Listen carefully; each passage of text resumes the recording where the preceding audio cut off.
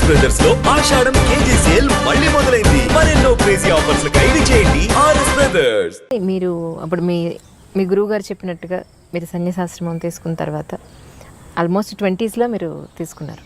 Yes. మీ friends అంటే అప్పుడు మీరు చదువుకున్న కాలేజ్ ఫ్రెండ్స్ కానీ వాళ్ళు కానీ తర్వాత ఉద్యోగాలు బిజినెస్ ఏదో చేసి పెళ్లి చేసుకుని తర్వాత వాళ్ళకి పిల్లలు వాళ్ళకంటే ఒక ఫ్యామిలీ ఉన్నప్పుడు లేదా వాళ్ళు మిమ్మల్ని ఎప్పుడో కలిసినప్పుడు మీకు ఎప్పుడు అనిపించలేదా స్వామి నేను పెళ్లి చేసుకుని లేదంటే ఒక ఫ్యామిలీ అలాంటి అవసరం మాకు మొట్టమొదటి జనరల్గా ఎలా ఉంటుందంటే ఈ స్థితిలోకి రావాలి అని అనుకున్నప్పుడు రావడానికి ముందర వాళ్ళు అడుగుతారు, do you like to get married అని అడుగుతారు. If interested they opt for it also.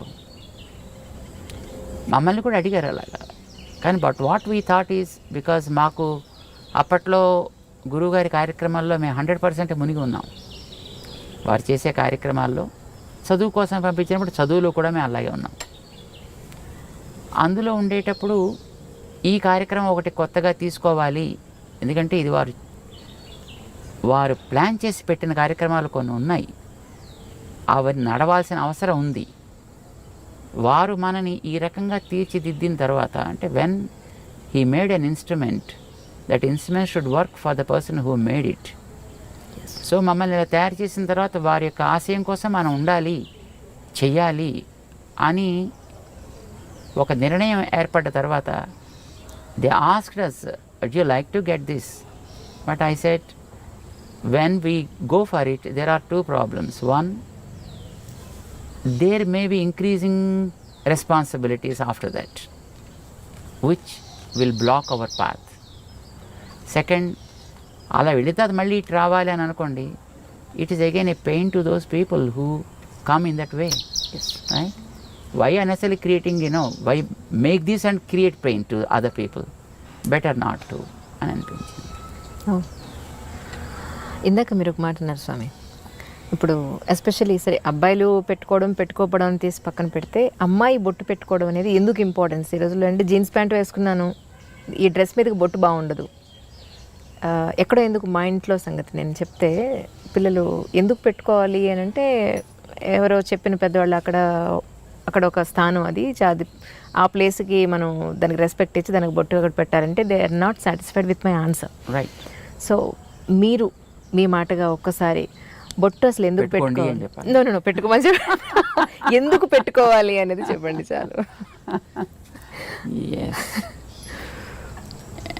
There are certain reasons. ఇప్పుడు fortunate enough we are, whatever the practices that we have today given by our great sages, each one of them has a relevance. Relevance physical, relevance spiritual. రెండు ఉన్నాయి. Face is the index of the mind, right?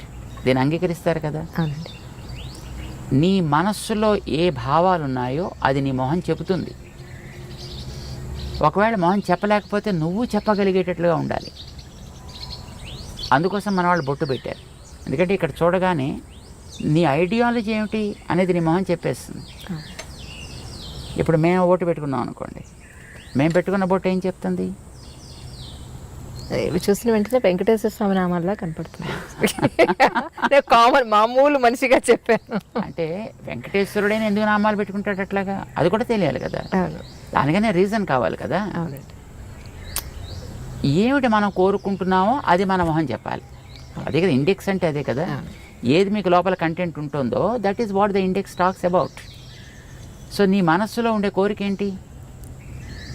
సుఖంగా బతకాలి, శాంతంగా బతకాలి, అందరికీ ఆనందం కలిగించేట్టు బతకాలి, ఉన్న స్థాయి కంటే ఉన్నత స్థాయికి వెళ్ళగలిగేట్టుగా బతకాలి. ఎందుకంటే ఇంకేమైనా కోరికలు ఉంటాయా? అవునండి. ఏ ఫీల్డ్ వెళ్ళినా you choose any kind of field, that's okay. But ఇవే కదా మీకు అల్టిమేట్ గోల్స్. నౌ శాంతము ప్రశాంతము దానికి ఒక రంగు ఉంది, ఆనందము ప్రేమ దానికి ఒక రంగు ఉంది, ప్రగతి ప్రోగ్రెషన్ దానికి ఒక పద్ధతి ఉంది చూపించడానికి. ప్రశాంతము లేదా శాంతి తెల్ల రంగులో చూపిస్తాం. ప్రేమ, ఆనందము ఎర్ర రంగులో చూపిస్తాం. ప్రగతి అనేది గ్రాఫ్ వర్టికల్ లైన్లో చూపిస్తాము, ఆర్ గోజ్ అప్. అవునండి. బొట్టు అదే. మనకి ప్రశాంతత కావాలి, అది పునాది కావాలి. ఓకే. ఈ ప్రశాంతత అనేది నీకు రెండు వైపులా సాగాలి, నిన్ను పైకి తీసుకెళ్ళాలి, చివరి దాకా ఉండాలి. సడన్గా వచ్చి మళ్ళీ పాల పొంగులాగా టక్కమని ఎక్కడో పోకూడదు. ప్రశాంతత పైదాకా తీసుకెళ్ళాలి. ఈ ప్రశాంతత అనేది ఆనందాన్ని ఇచ్చేట్టుగా ఉండాలి కనుక ఆనందం అనే దాన్ని మధ్యలో మనం చూపిస్తాం. ఈ ఆనందం అనేది ఒకటే గోల్. దానికి ప్రశాంతత is a protection and it is the foundation, it is the protection, but this is the goal. ఇది మనకి బొట్టులో చూపిస్తాం అన్నమాట. ఆ రంగుకి కూడా ఒక రెలవెన్స్ ఉంది, ఆ లైన్కి కూడా ఒక రెలవెన్స్ ఉంది మనకి. ఇక్కడ ఎందుకు పెడతాం? ఇక్కడో పెట్టుకోవచ్చు కదా, స్పేస్ హాయిగా ఉంది కదా. ఇక్కడ కూడా ఉందనుకోండి స్పేస్, బట్ ఇక్కడ ఎందుకు పెట్టాం ఇక్కడ ఎందుకు పెడతాం? మన భావన అనేది జ్ఞానానికి సంబంధించిన అంశం. జ్ఞానం అనేది తెలుసుకోవడానికి పనికొచ్చేది. తెలుసుకోవడానికి పనికొచ్చే ఇంద్రియం మన దేహంలో కన్ను. కన్ను భౌతిక రూపాలు చూస్తుంది, జ్ఞానం ఆంతర రూపాలను చూపిస్తుంది.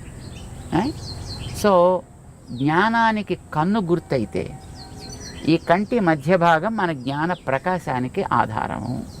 So start something from here and take it towards your goal. It should be upward always, but protected by peace and sattvic. గుర్తుది, ఇది ఒక గుర్తు. ఇది ఇక్కడ పెట్టడానికి కారణం యూజువల్గా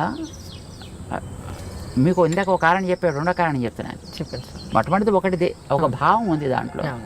ఊరికే ఏదో సరదాగా పెయింట్ చేసుకోవాలి కనుక కానీ this is not a painting that we're doing, or this is not something a kind of design that we adapted as a fashion, right? there is a meaning, there is a relevance for that. రెండవ కారణం ఏంటంటే ప్రతివాడు ఏం కోరుకుంటాడు చెప్పండి? అసలు ఎవరైనా కామన్గా ఆధ్యాత్మికం అని పక్కన పెట్టేయండి, ఎవరైనా ఏం కోరుకుంటారు? మగవాళ్ళు కానీ ఆడవాళ్ళు కానీ అందంగా ఉండాలి కోరుకోరా? అందంగా ఉండాలి ఎవరైనా కోరుకుంటారు. అందుకే కదా మాటికి అద్దం చూస్తాడు, జుట్టు దువ్వుతాడు, ఇది నిలబెట్టాలా లేకపోతే ఇటు దువ్వాలా లేకపోతే మొహం మీద బొచ్చు కుక్కలా వేసుకోవాలా. సో ఏదో ఒక రకమైనటువంటి ఒక స్టైల్ అడాప్ట్ చేస్తున్నాడు, లేదో రంగులు వేస్తున్నాడు. ఇవన్నీ దేనికోసం చేస్తున్నాడు? అందంగా ఉండాలి. మరి అందం ఏం కావాలి? ప్రిజర్వ్ కావాలా లేదా తాత్కాలిక కనిపించిపోవాలా? ప్రిజర్వ్ కావాలని ప్రతివాడు కోరుకుంటాడు, ఉండదు. కానీ వందలు వేలు లక్షలు ఖర్చు పెడతారు అది ప్రిజర్వ్ కావాలని. ప్రిజర్వ్ కావడానికి ఒక బ్యూటిఫుల్ సొల్యూషన్ మన వాళ్ళు ఇచ్చారు. బాడీలో ఉండే మిగతా పార్ట్స్ కంటే మొహం చాలా ఎక్కువ అందమైనది, దాన్ని బట్టి కదా మిగతా అన్నింటిని రికగ్నైజ్ చేసేది. సో ముఖం యొక్క అందం బాగుండాలి. పాడు చేసే ఫ్యాక్టర్స్ ఏమున్నాయి? వెదర్, కడిగేసుకుంటే పోతుంది,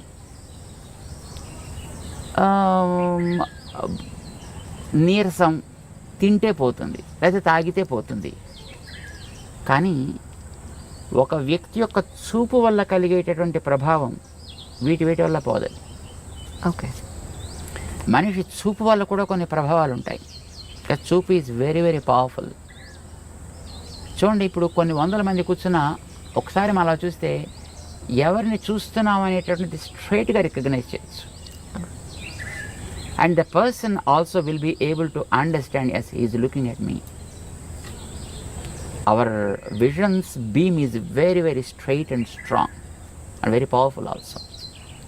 ఇప్పుడు మీరు ఒక ఫోటో పెట్టుకుని లేదా ఒక మనిషి ఎదురుకుండా కూర్చున్నప్పుడు మీ ప్రవర్తన ఒకే రకంగా ఉంటుందా?